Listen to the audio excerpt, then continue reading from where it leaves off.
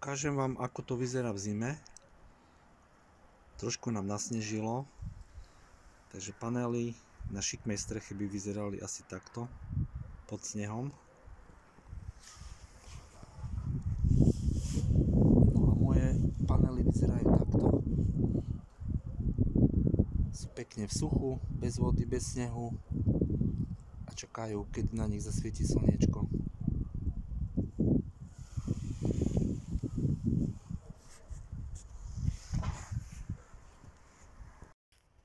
Panely sú pod strechou, takže je to bez údržby.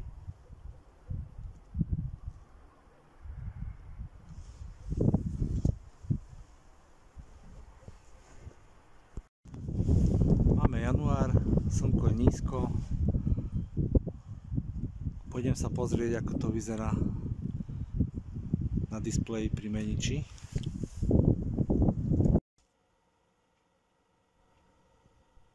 Tak máme prvých 1000 kWh natočených. Ešte sa pozrieme ku boileru na teplotu. Mám nový boiler 120 litrový Dražice.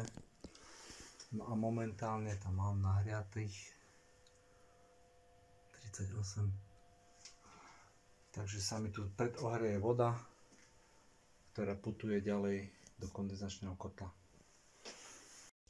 Tu som si dorobil ešte časovač, ktorý zapína stykač.